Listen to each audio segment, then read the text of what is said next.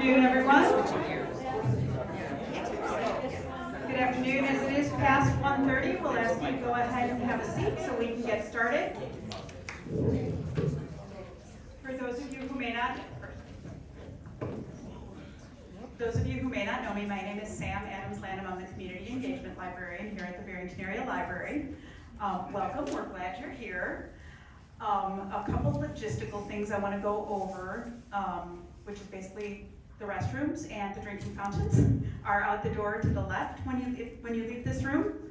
As Community Engagement Librarian, my role is to interact with our local nonprofits. So the programs that I do are either for the benefit of nonprofits or alongside them. This is an alongside them program.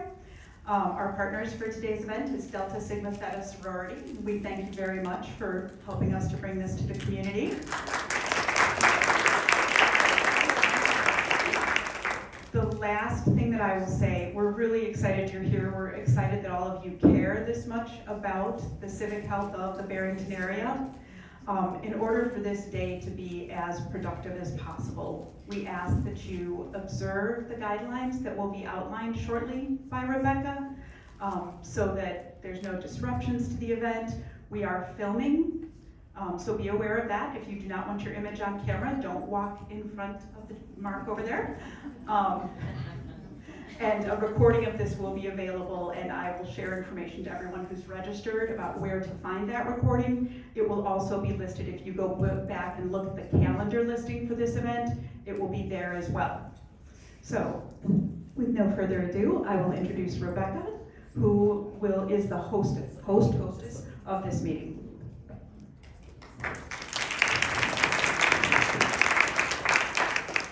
Good afternoon, and thank you for attending today's candidate forum featuring the candidates running for Barrington Area Library Board. My name is Rebecca Adelamy, and I am a member of the Schaumburg-Kaufman Estates Alumni Chapter of Delta Sigma Theta Sorority Incorporated, and I'm also a member of the League of Women Voters of Palatine, Barrington, and Schaumburg areas. Just a brief history of both organizations. Delta Sigma Theta Sorority Incorporated is a service sorority and was founded in 1913 at Howard University. The sorority has 5 programmatic thrusts, which include economic development, educational development, physical and mental health, international awareness and involvement, and political awareness and involvement. Its first act of service was participating in the Women's Suffrage March of 1913. Founded in 1920, the League of Women Voters is a nonpartisan political organization that neither supports, opposes, or recommends candidates for office. The League was founded here in Chicago over 100 years ago in order to help and educate and inform new female voters who had just won the right to vote. The League's purpose is to promote civic responsibility through the informed and active participation of all of its citizens. Providing this forum enables members of the community to become better informed about the issues facing the community and candidates running for office. We are pleased to offer this service to you. Before we go any farther, and to remind ourselves why we are here, and that regardless of our individual political views, we are all Americans, please rise, remove your hats, and join us in reciting the Pledge of Allegiance.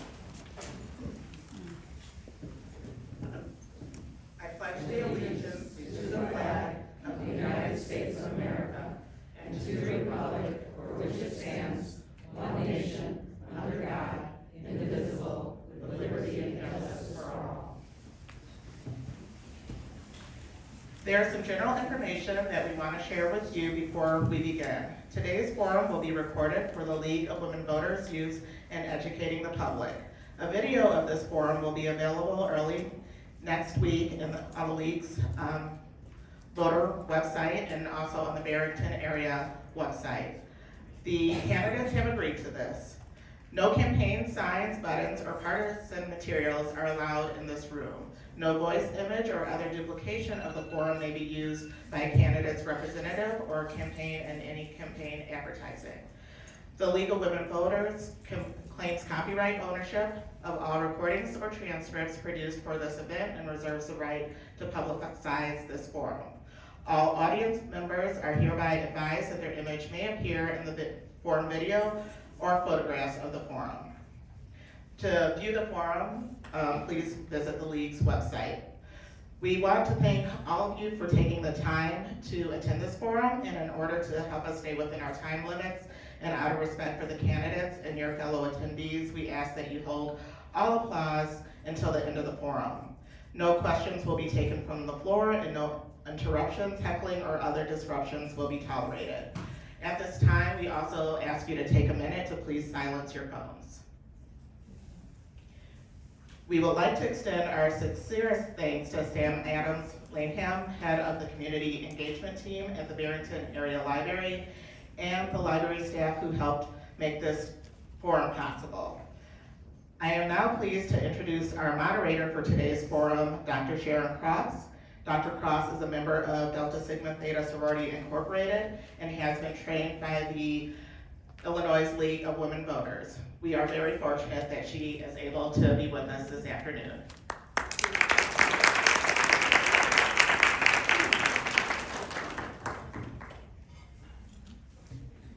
Thank you.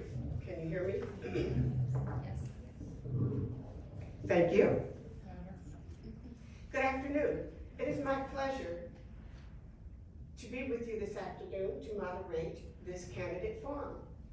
As a resident of Stringwood, I'm not eligible to vote in this election, so I've been asked to serve as an impartial facilitator for this discussion as a volunteer with Delta Sigma Theta Sorority Incorporated. Let me take a few moments to explain the format and the rules of the format.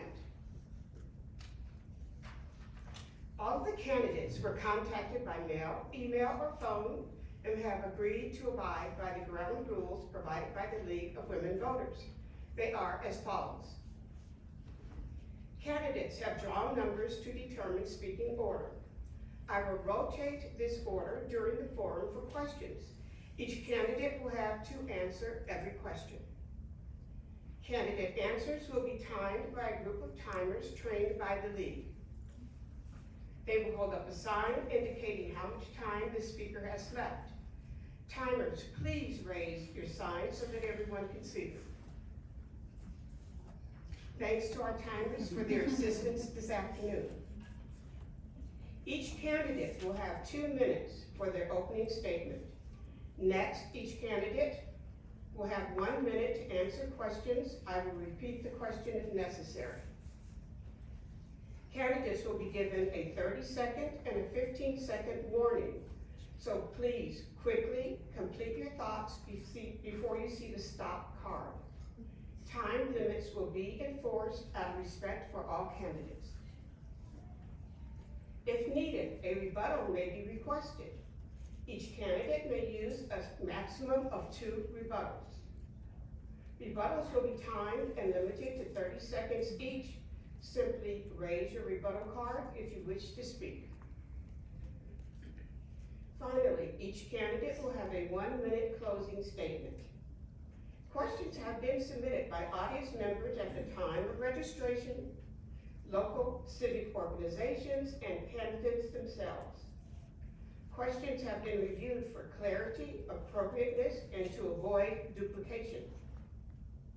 We have done our best to ensure that questions are free from inherent bias. Candidates have been asked not to interrupt each other. Today, we will hear from 5 candidates hoping to serve on the Barrington Area Library Board. With us today and on the ballot are Ms. Carrie Carr, Rachel Forsyth Turek, Richard McCarthy, and Joseph Bosnick. Erin Mata was unable to attend. She has sent a representative to read a statement on her behalf. This will be done after the candidates have each made their final statements. I want to thank all of you for your participation. We will begin with your 2-minute opening statements. By number draw, Ms. Carr will go first. Ms. Carr? Okay, can you hear me? Okay. Do I have this on right? Don't start my timer. All right, very good. Closer. Good afternoon, and I first want to thank the League of Women Voters and Delta Sigma Theta for organizing and hosting this event. My name is Carrie Carr, and I am running for re-election to the Barrington Area Library Board. I have served on the board for almost 12 years and have been the trustee president for the last 3 years. During my tenure as library trustee, some of my accomplishments include keeping the library up to date, overseeing 2 library renovation projects, our major renovation that happened in 2014, and the more recent one last year that included some of the youth services area, the Maker Lab, and then some of the staff areas. Being fiscally responsible. Working with our finance manager to streamline our financial reporting, including making sure we have special reserves that are available for unexpected events like the recent water main break. Efficiency, leading the creation and implementation of the Decennial Committee. This committee was instituted by the state of Illinois in 2023 for public entities to study local government efficiency. Barrington Area Library was one of the first libraries in the state and even in the area to complete this study, and the findings were extremely positive. And having the best staff. Using my professional experience and talent strategy for interviewing and hiring the last executive director. I'm running for re-election to continue to grow our wonderful library in these ways and focus more on the library in the future going forward. And I'm particularly looking forward to the library's 100th anniversary coming up on June 21st of this year. Thank you. Mr. McCarthy? Hello, thank you for this league, and thank you all for coming today. I'm Richard McCarthy. I go by Rick, but on the ballot it's Richard McCarthy. A little bit of background. I was originally from Elgin. I was a trustee at the Gale Board Public Library for over 20 years, and I'm president for much of that time as well, so I have a lot of experience in that. I was a board member of the Illinois Library Association. Also, by profession, I'm a library architect, and I probably worked on 100 different library projects all over the place. And so I made it my business professionally and personally to know everything I could know about how libraries run, who operates them, and what services they should be giving, and statistics to back up some of this information too. This is a great operation, a successful place, and my goal here is to build on Barrington's success and protect what we already have here and push it forward. That's it. Thank you. Ms. Forsythe, Chair? Is it on? In here? No? Yeah. Okay. Good afternoon, my name is Rachel Forsythe, and I'm running for Barrington Area Library Trustee. I've been a resident here for 10 years and a library advocate for 20 years, of which 4 years I was a library trustee in my former town in Denham, Massachusetts. 2 minutes isn't much time for an introduction, but you can find more information about me at Rachel for Readers on Facebook and Instagram. All together, no spaces, Rachel for Readers. I'm running for trustee to advocate for 2 things. 1, community, and 2, stable, responsible funding for our library. 20 years ago, my husband and I moved to Denham, Massachusetts. I left my corporate job to stay at home and take care of my kids who had just turned 3 and 1. And staying at home as a new mom with a toddler and a baby in a new town was very isolating. And my local library became my lifeline for community. And it became clear to me as I met more and more people that they're all in the same boat as I was. Our library is the one place in town where everyone, no matter what your age, no matter what you're, what you're doing, what your season of life is, you have a place to go. I was in the middle of serving my 2nd term as trustee when we moved to Barrington. As a trustee, I really learned the importance of stable funding. It was right after the 2008 financial crisis, and our town had really withdrawn much of its library funding to the point we were about to lose our state accreditation. And I had to rally our troops and rally support in our community to keep that from happening. We managed to do that, and we kept our library open. With that experience in mind, I've been disturbed lately by some residents falsely claiming that our library is flush with cash. In spite of our state's fiscal issues, our library is very well run, much like our school district and our village. Barrington is an island of fiscal sanity in this state. As a trustee, I would like to develop a communications plan to show our residents how the library finances work so that they can feel confident that our dollars are being spent wisely. A great library makes room on the shelf for everyone's story. And it's the one place in town where we are all welcome. My local library was there for me when I needed it, and I would like to do that same thing for Barrington. Thank you. Mr. Bosnick? Hi, my name is Joe Bosnick. I'm a husband and father of 2 small kids. We moved to Barrington in 2016. My wife is from the area. I'm from out east. We met out of state and then spent some time in the military. Moved here in 2016 to start our family. And this quickly became a place in town where we started bringing our kids. They both go to St. Anne's Catholic School. So the library is something I'm particularly passionate about because it's a place that we use pretty frequently. As I got to know about this community and become engaged with the community, been getting more involved with the civic engagement. So as a veteran, I worked with some friends to start a veterans fraternity in town, and then we were approached just a couple months ago to restart the American Legion. So the library is a cool place for us. We bring our kids here on a cold day to look at books. We leave with a stack. And it's also a place where we meet as veterans, everybody from late 20s all the way up to a gentleman who's 99 years old, to come here and meet in this room or upstairs. The local library, or the local history room, has been a great resource for us as well. It actually has a lot of the history of the 100-year-old American Legion post in this town. So I value this library for the resources it has for our children, for working adults, some of whom have asked me specifically, why don't we have some books about AI? How can we expand our collection as technology and as ideas move forward? And also as a place of civic engagement where local veterans can come, share their stories. We can collect those in the local history room. And that's something I'd like to see more of as this library moves forward. So really, my goal here is to see this library not just serve us for the next 6 years, but for the next 50 years. Thank you. Now we will move on to question number 1.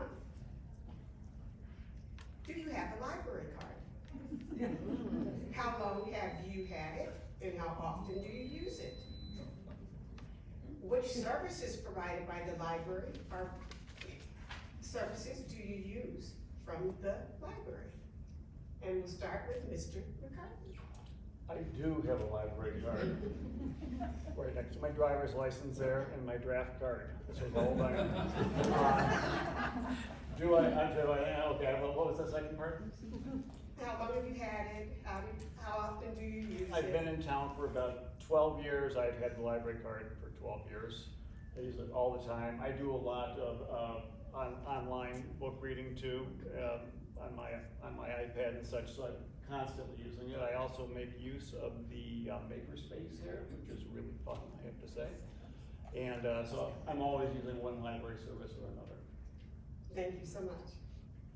Ms. Forsythe? Sure. Sure. So I've been here for 10 years, and I think I got my library card within the first 2 weeks. That's always been my go-to. Actually, before we even knew what town we wanted to move to, we were in a rush. It was November. I took a tour through the downtown and then stopped at the library because I knew you could tell by the library what people in town value. As far as using it, I use it weekly, mostly for books, and I am often delinquent returning them. I gather more than I actually read, but I also do that. I like the CDs, the app, the movie apps are really good. I like that, and also Consumer Reports subscription. It's a great buy. Thank you. Mr. Bosnick?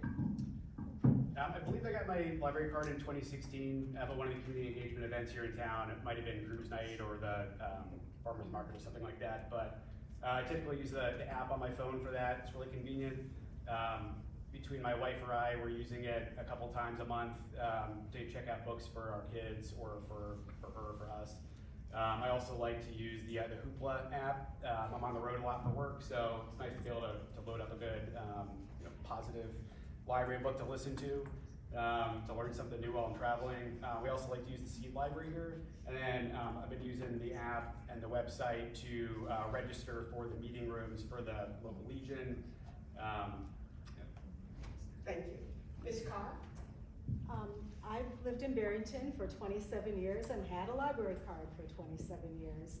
I was just thinking about this question, and I think about how like my library usage has changed throughout the years. At first, when I had young kids, story time and all of that, I was a Girl Scout leader for many years. I think we had a big regional program for Girl Scouts here on women in history that we organized and held here. I am a big reader on Goodreads. I average about 50 books a year, so I check out books all the time.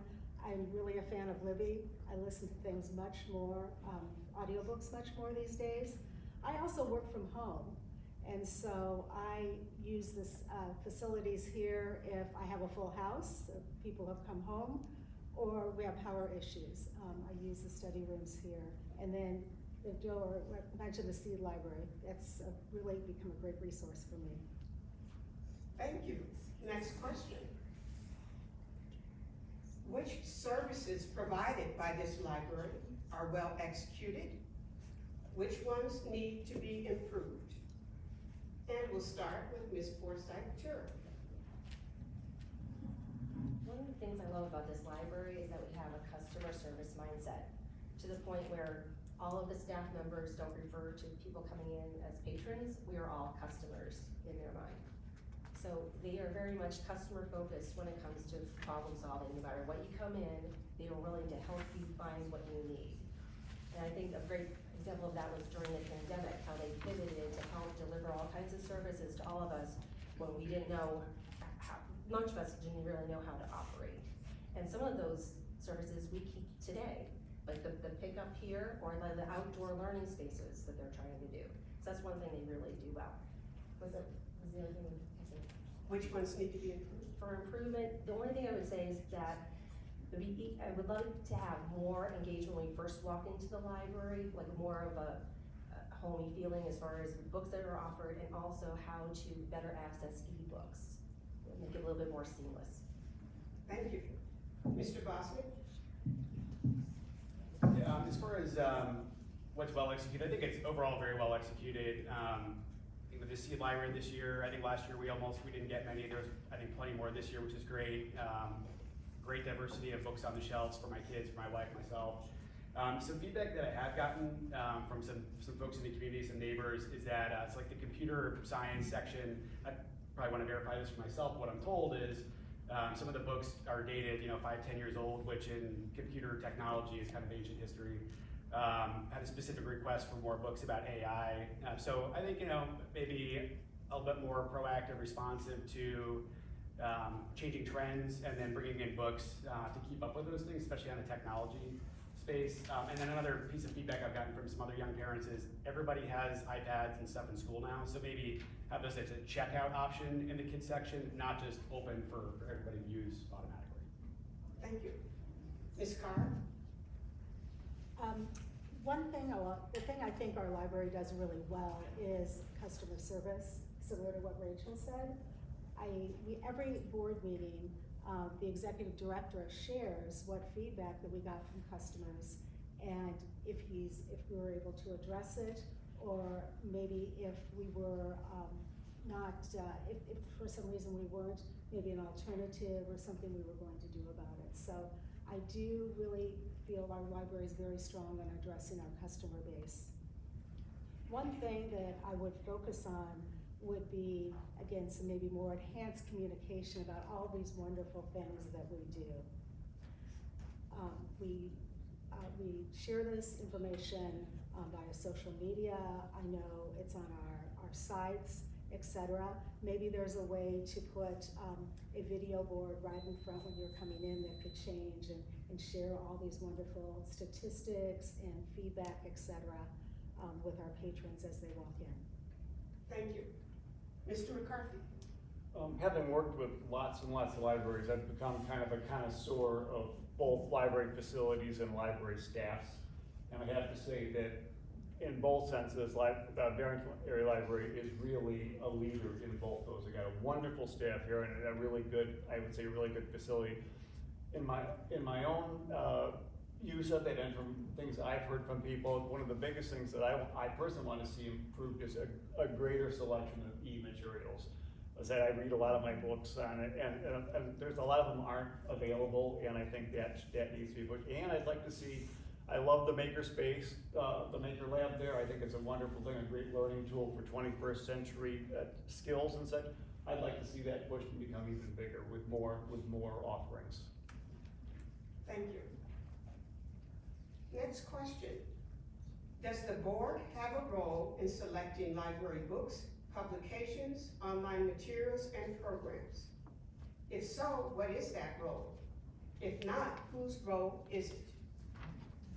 And we'll start with Mr. Boston. So I think per the policy that was voted on in January, I can't remember the name of the exact policy, but it is relating to the selection of materials.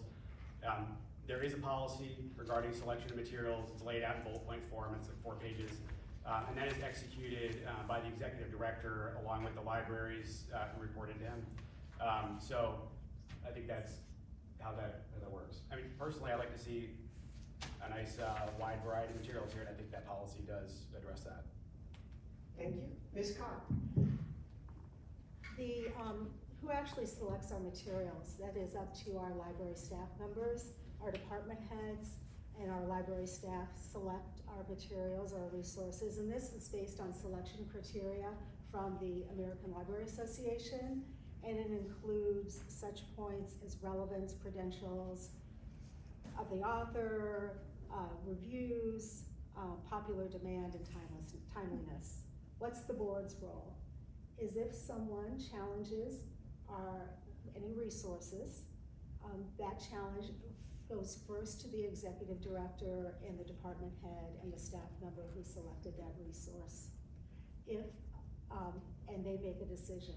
If they don't like that decision, they have the opportunity to come to the board, and they can, the board will review that appeal, and then actually make the final decision on that resource. So that's the role of the board. Thank you. Mr. McCarthy. Well, I agree with Ms. Carr just said there. Acquisition policies, the library already has very robust acquisition policies, and a good board member will not meddle in day-to-day affairs on something like that. As Carrie said, if something's challenged or whatever, it might come to the board, but it's a well-operating machine right now, and it does not require and shouldn't have board input day-to-day basis. So, and like I said, if something's, or like Carrie said, if something's challenged, that might be a different thing, and then we'll have to come to the board. But day-to-day, no, it runs smoothly the way it is. And Ms. Forsythe? Sure. I don't think I can add anything that has been said, but I 100% agree that our library follows the policies of the American Library Association, and they've done that to the letter for the past years that I've been here. Thank you. Next question. Explain your position on book banning.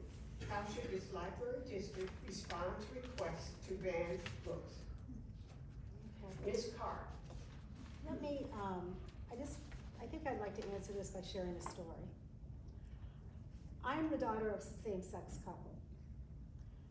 I grew up back in the day that those things were really kept super secret. Like, I hardly knew when I was young. When I was in middle school, somehow my family situation came to light. I got called to the principal's office and questioned about my family. Kids started to bully me, and I was lonely and isolated. I really, when I hear about banning books based on some sort of criteria, this really hits home for me. Because looking back, what I would have given to having the opportunity to read some of these books about others in my situation and make sure I wasn't so alone. I'm so happy that kids today have this opportunity because of my experience, I'm going to continue to advocate and support these freedoms and rights. Thank you. Mr. McCarthy. As far as banning of books, personal note first, I don't like anybody telling me what my kids can and cannot read, all right? We mentioned the robust acquisition policy before. It operates successfully almost all the time. So if somebody wants to ban something, obviously it will come before the board, but the fact that it rarely happens is an indication how successful the acquisition policy is. Thank you. Ms. Forsythe Church? There's a great quote that says, "A great library has something to offend everyone." And I think that's really what it comes down to. It's a slippery slope. Once we start banning books, because one person is upset about something, then it's a whole downward slope. And I agree with Rick. I do not want anyone else to tell me what my kids can and cannot read. And it's a sign of liberty and choice that we all have the option to make a choice of what we choose to read and what we allow our kids to read. That's what liberty is. That's we're having the choice. And if there's something there that we do not like, we have the right and the responsibility to not take that book out. Thank you. Mr. Boston? Yeah, I think it's the thing with the public library is it's up to the parents to be in charge of what their kids do and don't read and take out. So, I mean, personally, I like to see more books, a greater variety of viewpoints seen. So, nothing really to add. Thank you. Libraries have recently seen increasing attacks against programs and materials dealing with LGBTQ+ topic and materials. How would you respond to a comment from an angry patron who complains about a pride display in the library? Are you in favor of restricting and/or removing materials on certain subjects and why? Mr. McCarthy? Well, it's going to be a difficult question because anytime you have any kind of display, you might be able to offend somebody, all right? On the other hand, I don't think that should be the first criteria when you think of what are we going to put, because library is informational. People come here to learn things, and some of those things, you know, may be what you like, some things may not, what you don't like. So, you know, that display in particular, I would support it because that represents a part of our community. You know, a viable and good sized part of our community. So I would have no problem with that. I would, though, try to make sure, as much as a board member can, that it's a balanced kind of thing where you're showing a good range of things that represent a lot of different people in town. But I would not have any problem with a display like that. Thank you. Ms. Forsythe Church? Could you repeat the question, please? Yes. Libraries have recently seen increasing attacks against programs and materials dealing with the LGBTQ+ topic and materials. How would you respond to a comment from an angry patron who complains about a pride display in the library? Are you in favor of restricting and/or removing materials on certain subjects and why? So the question is really, how do you respond to a patron saying that they're angry about a display at the library? To Rick's point, we have displays all of the time. We have ongoing 3 or 4 displays that rotate all of the time. We are not responsible for making sure it pleases every single person. Over the course of a year, I like to go here, I like to go to the Elo Public Library and Indian Trails Library. I mean, it's amazing how many different displays that we can cover on a weekly basis.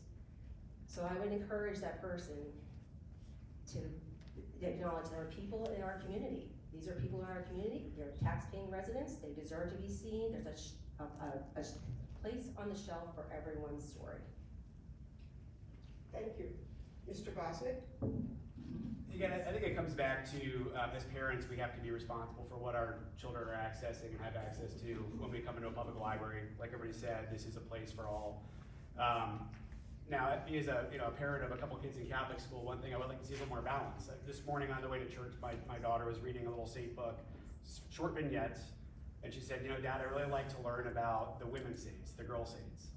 And so I started looking on the library app, and fortunately there's not a lot of content with regards to that. Those values and that viewpoint, those people, in our library. So I'd like to see more balance, you know? There's something for everybody here, so let's just have that balance. And then again, it comes back to being parents and being responsible for what our kids access. Thank you. Ms. Carr? Well, I would have saved my story if I knew this question was coming. I agree with some of the points that have just already been touched on. Naturally, a display like this, I would highly support, just because it touches a memory of mine and makes me think back when I was growing up. We have displays, there's Black History Month right now still, and that'll probably morph into Women's History Month. I'm assuming as we get more into March. I think it's important to show varied viewpoints. If somebody does have a big concern about it, what we talked about the policy before, there's those opportunities to make their opinion known. Also, one of the things I just wanted to mention, if you don't see the materials here that you're looking for, if you're looking for that alternative point of view, we have interlibrary loan available to maybe find something that offers that point of view. Thank you. Yes. Yes, rebuttal from Ms. Forsythe Church, 30 seconds. I was very happy to hear Joe's response to that question. A couple of years ago, there was a rainbow story time here at the library, and Joe wrote an angry letter to our librarians accusing them of being groomers and sexually grooming kids. Now, there were 30 story times available that summer, and one was a family-friendly LGBTQ rainbow story time. And he took offense to that and wrote an angry letter to our librarians for that one story time, instead of thinking he could just go to one of the other 29 options available. Thank you. What is your vision for the library's role in the community? And how would you use your position on this library board to help ensure that the library continues to grow as a place of learning and embracing diversity of thought and experiences? Ms. Forsythe Church. Yes. What is your vision for this library's role in the community? And how would you use your position on this library board to help ensure that the library continues to grow as a place of learning and embracing diversity of thought and experiences? Our library has been such a leader when it comes to innovation and technology and maker spaces and community spaces, and I would like to keep it that way and continue on that path. One of the things we learned from the pandemic was how much our residents love the outdoor spaces, and they're including a lot more programming to that effect. We are also really involved with the opening spaces for people who are working from home, and our community is really involved with all kinds of programming that helps with the latest technology. Thank you. Mr. Bosnick? Can you repeat the question one time? Yes. What is your vision for this library's role in the community? And how would you use your position on this library board to help ensure that the library continues to grow as a place of learning and embracing diversity of thought and experiences? So I think the library, again, is to serve all people. So especially, like I mentioned before, this being a space of civic engagement. So I would like to see more involvement with the community, especially as we build back the American Legion. Showcasing some of the stories of our local veterans, who are many of them in their 80s and 90s now, storing their stories in our local history room. I would like to see this be a space that draws people from all around as we increase the technology, AI. So we've got the Makers Lab, we have the STEM section for kids. I think we need to be on the forefront of keeping that developed and increasing the variety of information in those stacks, that we stay on the forefront of knowledge in this community. Thank you. Ms. Carr? I think I mean, it's very important to make sure that we continue to grow our library and that our materials are available for all. I mean, we really, if you just think about access to the materials, we have the outdoor pickup, we have books by mail, we have lockers. We are one of the largest library districts in the state. Maybe we should consider another physical location. And these are things, to consider for the future. And, just saying that, library of the future, it's just not about books. There's so many services that the library can offer. And as we kind of looking at the changes, even in our federal government, what else can the library bring?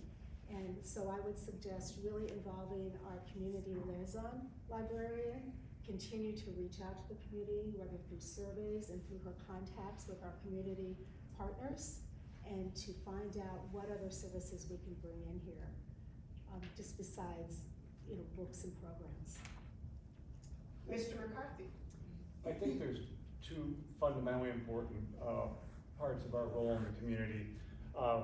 Overall, and it's been mentioned before, promoting early learning on one end to lifelong learning on the other end, and serving everybody in between those things, and whatever we can do to strengthen those relationships and strengthen those programs and strengthen those collections, whatever it takes to make that happen.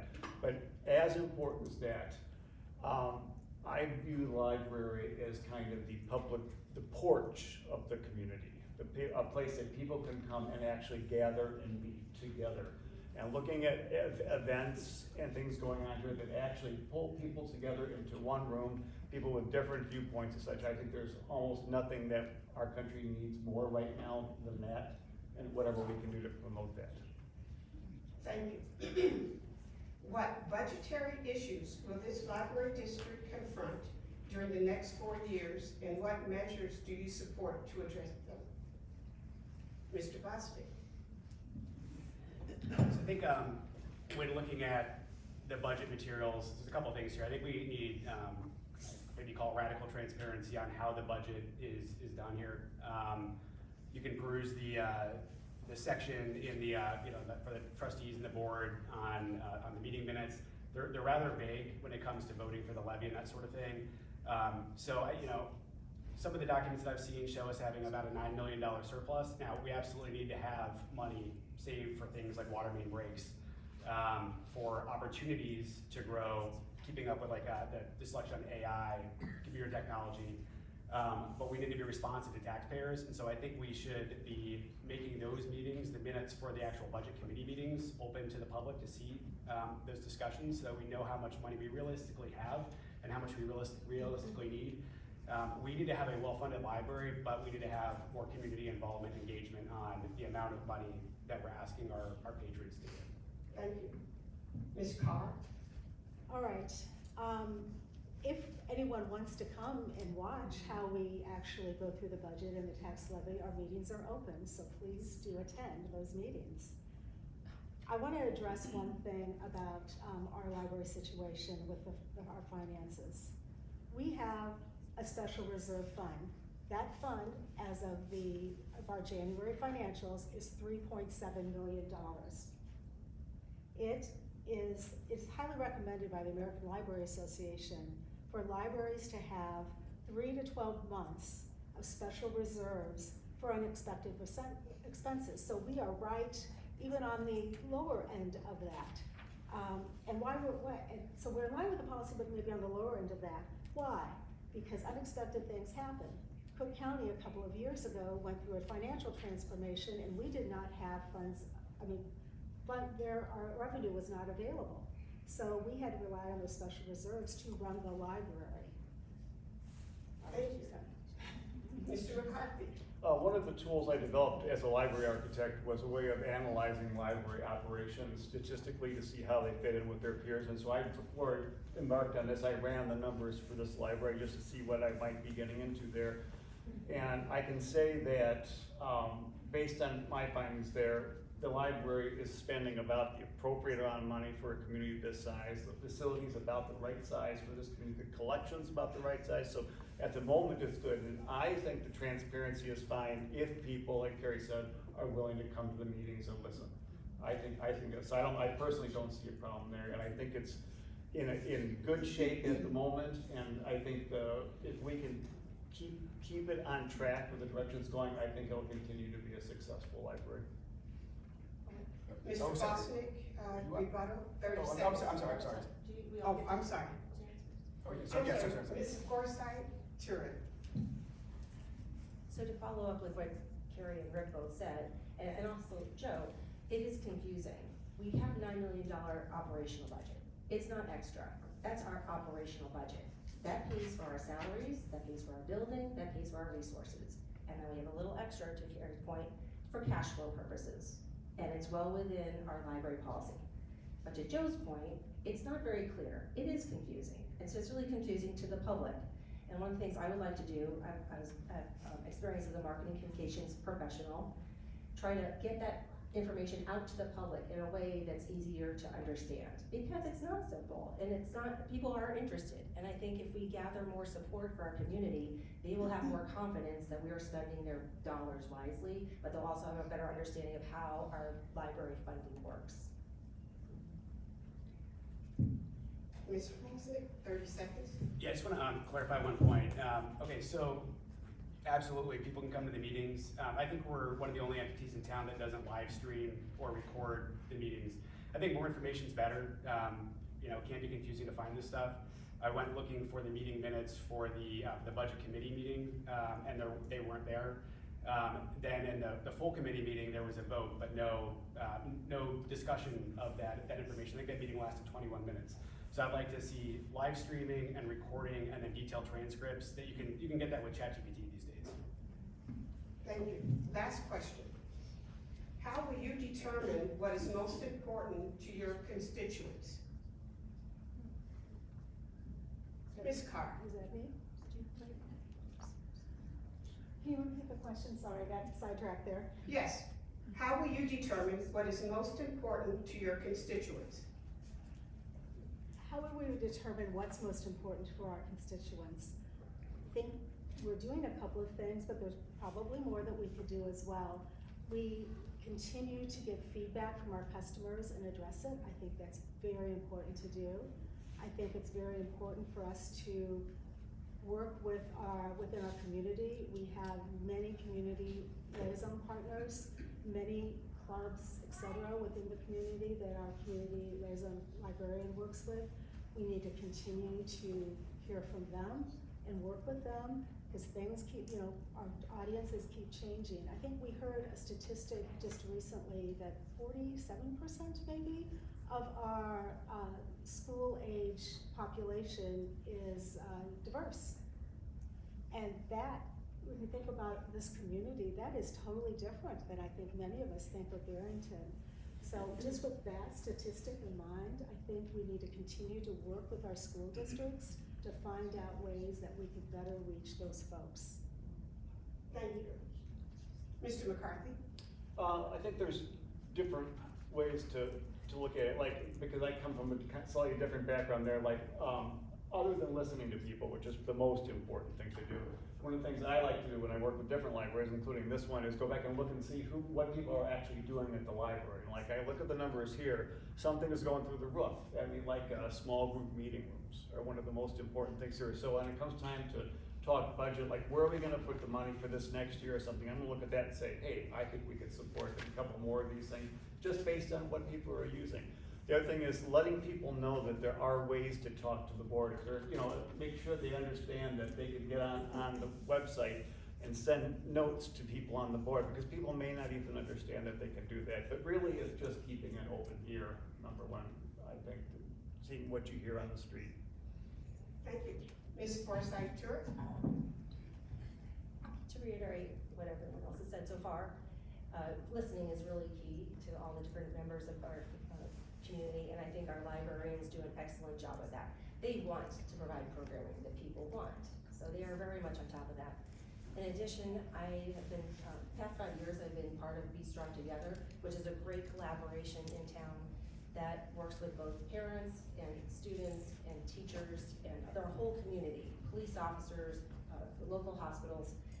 And it's a way for all of us to collaborate and keep an ear to the ground about what's pertinent and happening with our kids today. So I think my experience with Be Strong Together and my community and the network in the community would be a big help in this regard. Thank you. Mr. Boston? I really think getting out and talking to people is important, hearing people's viewpoints, getting feedback from everybody across the spectrum. It is a diverse community. Everybody's got different viewpoints, so just being open to those as a person and soliciting information from friends. It's been interesting walking and talking to people the past couple days, the amount of feedback and diversity of opinions that you hear. And it's great to get that feedback. I think I know we have a way to submit that to the board on the website through emails. I think maybe an easy submission button on there for recommendations for what community would like to see as well would be good. So you're not having to dig in to the board and then go to contact. Just like an easy button, even on the app, messaging with recommendations and submissions, book requests, that sort of thing. Because right now it kind of does go to individual librarians for individual sections. It'd be nice to see something, an easier way to submit those requests. Thank you. Time now requires us that we now move on to closing statements. Candidates, you will each have 1 minute, and we will begin with Mr. Bosnick. So as a fairly new resident in town, I've been here about 8-9 years, putting down roots here with my family. I want to see this library continue to grow and develop, not just for the next 6 years, but for the next 50 years. I want to have a 50-year plan here. I want to see my kids grow up here and use the library, and then their kids grow up here and use the library. So to that end, I want to increase visibility. So as a parent, we see increased information and books for our kids. As a taxpayer, I want to see increased transparency on how the budget is done. And then as a member of the community, I want to see increased engagement with the community, bringing in the kids from the high school to help out with interviewing older veterans and older community members to put their experiences growing up here in Barrington in the local library room. So again, thank you. I'm glad everybody's here. It's great seeing so many people interested in the library. And I really hope that we can put together and see this through for the next 50+ years. Thank you. Ms. Forsythe Turd. Thank you. So as I said, I'm running for trustee to advocate for 2 things: community and stable, responsible funding for our library. For the past 10 years, I've been involved with the Barrington community through Scouts, travel soccer, PTOs, both at St. Anne's and at District 220, Be Strong Together. Our 2 boys graduated from BHS, and we have a daughter now who's a junior at the high school. Barrington is our home, and we've raised our kids here, and we've been fortunate to do that. Through it all, the library has been a constant support for us, and I'd like the opportunity to continue that for other families. As a previous, I'm sorry. As a previous library trustee, I know the role and the importance of stable funding. As a communications person, I could help the library with its messaging to the community at large, whether it's to broadcast recent wins or to better show how the library budget works so people have confidence in that. But finally, a great library makes room on the shelf for everyone's story. It's the one place in town where we are all welcome, and I vigorously will defend that. My local library was there for me when I needed it the most, and I want to ensure that for sake with others. I appreciate your vote coming in April. Thank you. Mr. McCarthy. I think a public library is a critical part of civic infrastructure, and I've seen in my career in different ways I've interacted with libraries, I've seen a lot of success stories that started at libraries, and I want to make sure that we continue to be a library that allows those success stories to happen. But it doesn't keep itself going. It's like a garden, you gotta keep taking care of it, and that's what the board member should be doing, and that's what I wanna dedicate myself to. It's a great operation, a successful operation, and I wanna make sure it stays that way. There are threats out there, and I wanna help the library and the community address those threats, respond to them, and make sure that there's success on the other side.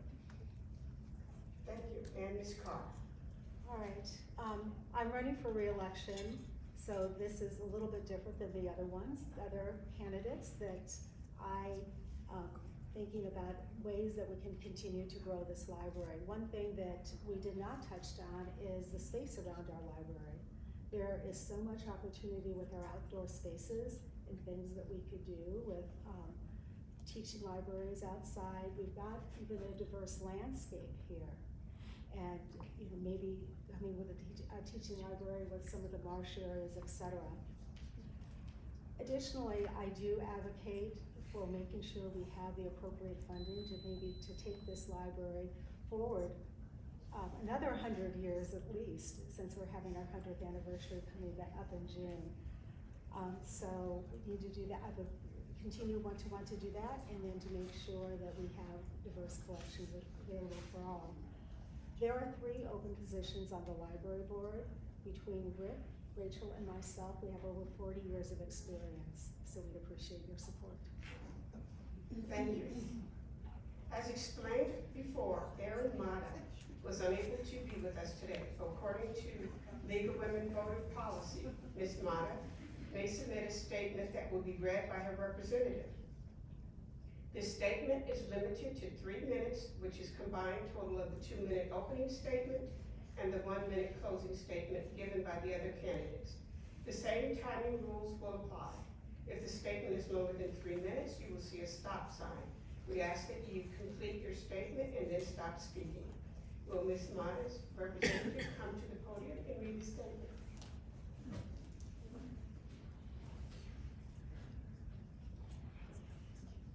Hi everyone, my name is Allison Mata. I'm the daughter of Erin Mata.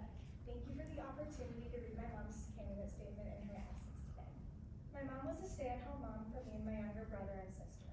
I have fond memories of her taking us to the library for story times and to check out books. My mom told me a story when I was about 3. I raised my hand to participate in a nursery rhyme at story time, and I was little Miss Muffet. Fast forward to today, as I'm pursuing my passion of performing on stage for our high school musicals, a cappella, and choir. Now, here's a message from my mom, Erin. Good afternoon, members of the community. Though I'm unable to be with you in person today, I appreciate the opportunity to share my thoughts and vision for the future of our library. As a candidate for the library board, I am committed to serving this community and ensuring that our library continues to be a place where all feel welcome and supported. At the core of every thriving community is a foundation built on the family. Mothers, fathers, grandparents, and children plays a vital role in nurturing the next generation. Our library is a key partner in supporting these families, offering more than just books. Through storytime and educational activities, we provide a space for families to connect, learn, and grow together. These programs are opportunities for children to develop not only literacy, but a love of learning, while parents and grandparents find their support they need in raising their children. As we move forward, I am dedicated to expanding and enhancing these offerings so every family feels seen and supported. The library also serves as a place where diverse viewpoints are valued, fostering a healthy debate and critical thinking.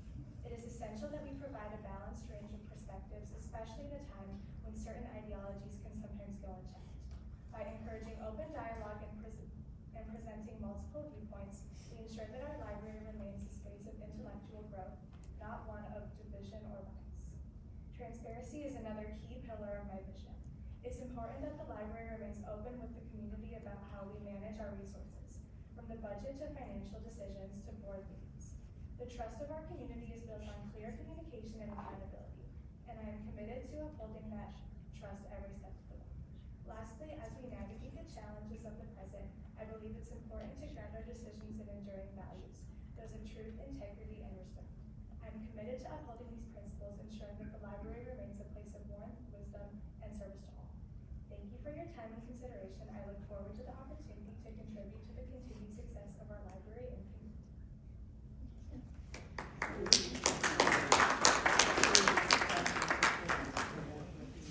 I want to thank all for your participation. Let's give a round of applause for all. Now,